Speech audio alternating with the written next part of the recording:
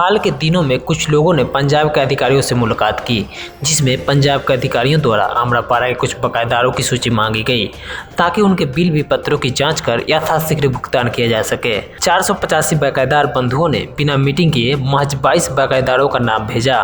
पैनम company के अन्य बकायेदारों ने आरोप लगाते हुए कहा कि हम लोग को पता चला है कि कुछ 26 लोगों का बिल, फर्जी बिल जो भी है वो वायरल हुआ है एक लिस्ट व्हाट्सएप ग्रुप में।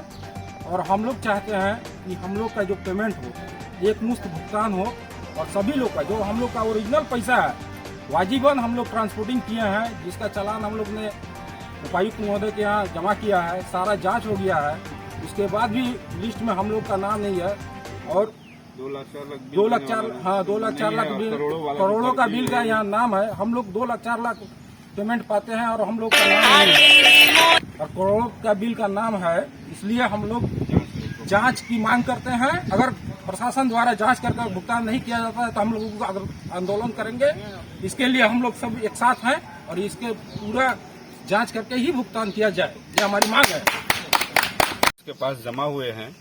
हम लोग को पता चला है कि कुछ 22 आदमी का लिस्ट अमरापाड़ा से बकायेदारों का जमा किया गया है और बाकी को छोड़ दिया गया है। हम सभी का यही कहना है कि जितने भी सारे बिल जमा हुई है सबों का गहन जांच हो और जो सही बिल है, जेन्युइन बिल है, उसी का पेमेंट हो और सबसे पहले ट्रांसपोर्टिंग का पेमेंट हो। चूंकि ट्रांसपोर्टिंग का बिल उसका सारा रिकॉर्ड कंपनी के पास है और ये पूरे हमारे उपायुक्त महोदय से अनुरोध है कि इसका गहन जांच हो। बिना जांच का कोई भी पेमेंट होगा वो सही नहीं होगा, कहेंगे बहुत ही फर्जीवाड़ा बिल जमा हुआ है जो श्रीमान को भी पता होगा। तो इसीलिए बिना गहन जांच का कोई भी बिल का पेमेंट भुगतान ना हो। जांच होने के बाद ही जो जेन्युइन बिल है उसी का भुगतान। आपका लिस्ट जो मुस्कान पैलेस में पहुंचाया गया है वो कुछ अधिकारी का मिलीभगत है और कुछ ट्रांसपोर्टर और कुछ सिविल वर्क के जो काम किए हैं उन लोग का मिलीभगत से वो लिस्ट वहाँ 2200 आदमी का लिस्ट पहुंचा है। तो पंजाब और डीबीएल से अनुरोध है कि इसका उच्च स्तरीय जांच होना चाहिए और जांच होने के बाद इसका पेमेंट होना चाहिए। उपायुक्त महोदय से भी अनुरोध है कि इसका जांच ऊंचा से ऊंचा नीचे होना चाहिए, उसके बाद पेमेंट हो। बिल्कुल। ऐसे में सवाल उठता है कि आज तक जो भी बकायेदारों के साथ मीटिंग हुई उनके समक्ष या ग्रुप में ऐसी बातों पर क्यों नहीं चर्चा की गई? क्या आज तक सभी मीटिंग में जाने वाले बकायेदार केवल मोहरा बन रहे थे? क्या पंजाब डीबीएल द्वारा बकायेदारों के बीच फूट डालने की कोशिश सफल हो रही है? सभी बकायेदारों को पंजाब डीबीएल द्वारा ऐसे किसी भी कृत्यों से सावधान रहना चाहिए ताकि भविष्य में किसी प्रकार की आंदोलन धीमी न पड़े। इस संबंध में 22 बकायेदारों को छोड़कर अन्य लोगों ने पाकुड़ जिले के एसडीएम एवं पंजाब के अधिकारियों समेत प्रखंड विकास पदाधिकारी कुमार दिवेश द्विवेदी लिखित आवेदन पत्र देकर इस मामले की निष्पक्ष जाँच करने का निवेदन किया गया एवं कंपनी को ध्यान आकृष्ट करवाते हुए यह भी कहा गया कि आखिर इस तरह के मामले पर दिलीप बिल्डकॉन लिमिटेड कंपनी और पंजाब पावर कॉर्पोरेशन लिमिटेड के बीच कोई निष्पक्ष जांच क्यों नहीं की जा रही है? क्या पुनः राजस्व की बंदरबांट करने की योजना बन रही है?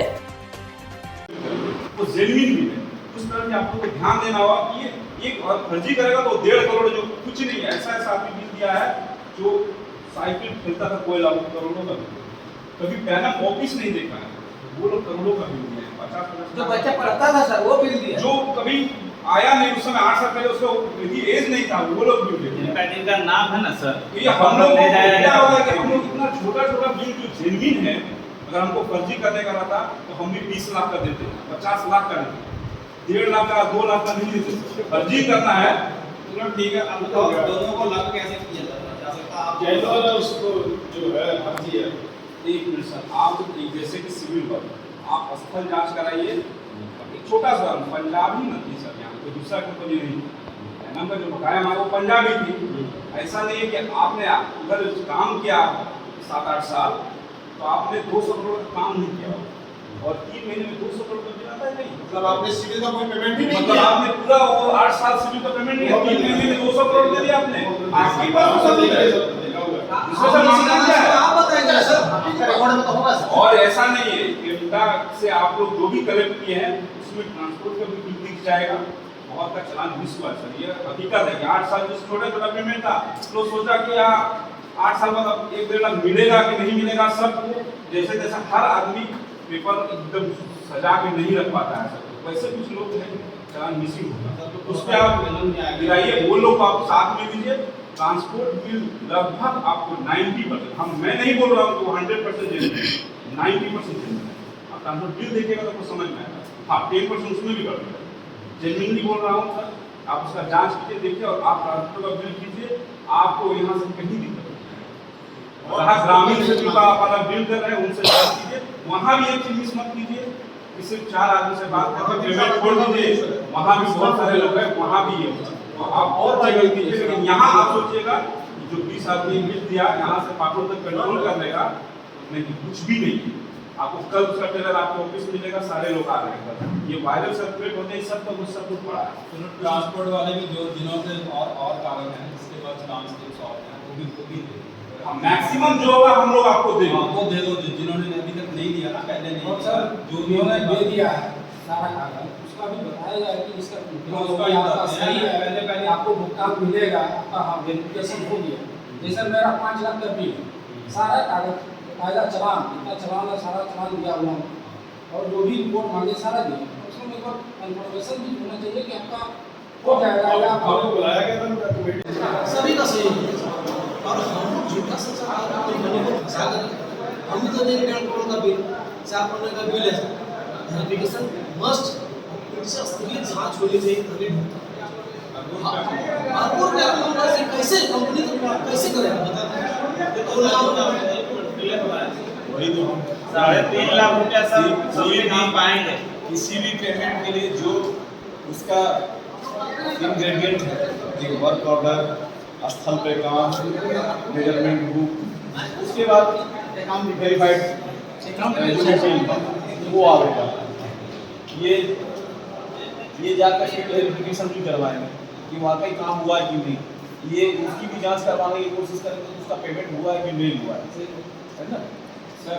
एक रिक्वेस्ट था सर, एक रिक्वेस्ट हाँ मान लीजिए आज डीबीएल जो भी 2-4 महीने से जो एक्टिविटी अपना स्टार्ट की हुई है, डिवाइडिंग हो रहा है, यहाँ पे रिनोवेशन हो रहा है, बिल्डिंग हो रहा है, सबसे जरूरी चीज़ क्या है कि कंपनी शुरू से बोली है कि सबसे पहला पेमेंट हम ट्रांसपोर्ट का करेंगे, तो कम से कम कंपनी को अपना भरोसा कायम करने के लिए ट्रांसपोर्ट का पेमेंट जो कि सारा बिल सबमिट हो चुका है, सारा चलान जमा हो चुका है, सारा वेरीफाई हो चुका है, अगर कोई कंप्लेंट है तो उसको डीबीओ के माध्यम से ट्रांसपोर्टर को दिया जाए ये कंप्लेंट है इस ट्रांसपोर्ट का, कम से कम उसका पेमेंट तो छुड़ा जाए।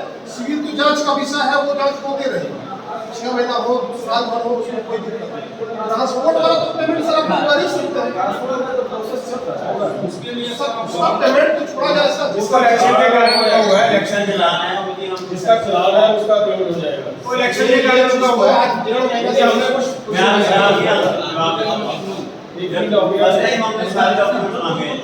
चलान सिर्फ एक आधे बरकत नहीं है। अब धीरे धीरे जब हम चलान को लेके बेस उसका करने हैं तो हमारे पास रोज चलान आ रहे हैं। पहले लोग कह रहे हैं हमारे पास चलान नहीं, अब धीरे धीरे चलान लोग अपना भूल गए, कोई बीमारी में कहीं गई उन्होंने लखनऊ में धीरे धीरे आई जा रहे हैं, जैसे जैसे आई जा रहे होंगे रोज आ रहे हैं हमारे पास चलान।